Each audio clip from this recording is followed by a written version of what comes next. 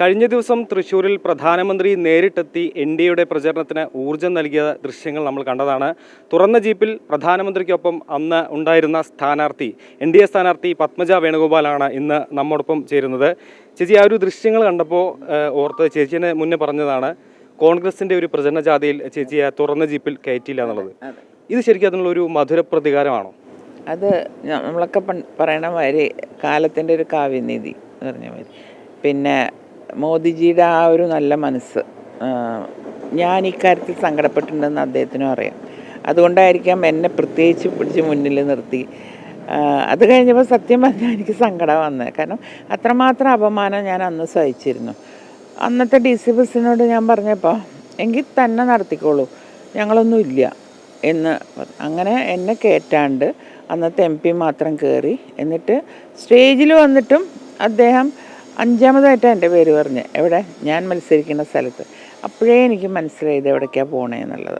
അപ്പോൾ അന്ന് ഞാൻ വേദനിച്ചതിന് ദൈവം ഒരു വരദാനം മാതിരി മോദിജിയുടെ രൂപത്തിൽ വന്നിട്ട് എനിക്കൊരു മനസ്സിന് സന്തോഷവും ഇതും തന്നു എന്നാണ് ഞാൻ വിചാരിച്ചിട്ടുള്ളത്. പ്രധാനമന്ത്രി നേരിട്ടെത്തിയോടുകൂടി ഒരു പ്രവർത്തകർക്ക് വലിയ ഊർജ്ജമാണ്. അപ്പോൾ ആ ഒരു പ്രതീക്ഷ ഇപ്പോൾ എത്രത്തോളം ഉണ്ട്? നല്ല പ്രതീക്ഷയുണ്ട്. കാരണം ഇവിടെ മുഴുവൻ മോദിജീനെ സ്നേഹിക്കുന്ന ആളുകളാണ്, പ്രത്യേകിച്ച് സ്ത്രീകളാണെങ്കിലും ഭയങ്കര സ്നേഹമാണ് മോദിജി എന്ന് പറഞ്ഞാൽ. അല്ലെങ്കിൽ ആ സമയത്തൊന്നും ഇത്രയും വലിയൊരു ജനക്കൂട്ടം നമ്മൾ കാണില്ലല്ലോ. ഞാൻ കണ്ടപ്പോൾ അതിശയിച്ചു പോയി. ഞാൻ വിചാരിച്ച ഇത്രയും ഒന്നും ആൾക്കാരുടെ പകുതി പോലും ഞാൻ പ്രതീക്ഷിച്ചില്ല. പക്ഷെ ആൾക്കാർ ആവേശമാണ് കണ്ടത്, ഭയങ്കര ആവേശം. ഈ അവസാന ഘട്ടത്തിലേക്ക് എത്തുകയാണല്ലോ. അപ്പോൾ ഇപ്പോഴുള്ള ആദ്യം തുടക്കത്തിലും ഇപ്പോഴുള്ള ജനങ്ങളുടെ ഒരു പിന്തുണ അല്ലെങ്കിൽ അതിനെക്കുറിച്ചൊക്കെ എന്താ പറയാനുള്ളത്? തുടക്കം മുതലേ നല്ല പിന്തുണ ഉണ്ടായിരുന്നു എനിക്ക് ഇറങ്ങിയപ്പോൾ.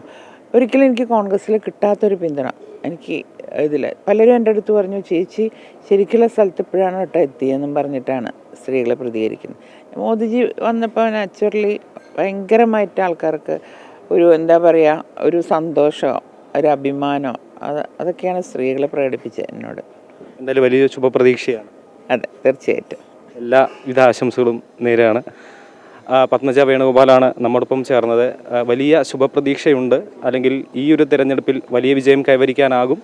താൻ കൃത്യമായ സ്ഥലത്ത് തന്നെയാണ് എത്തിയത്. ജനപിന്തുണ അത്രത്തോളം ഉണ്ട് എന്ന് തന്നെയാണ് പറയുന്നത്. തൃശ്ശൂരിൽ നിന്നും ചന്ദ്രജോസിനൊപ്പം ഹരീഷ് നാരായൺ, അമൃത ന്യൂസ്.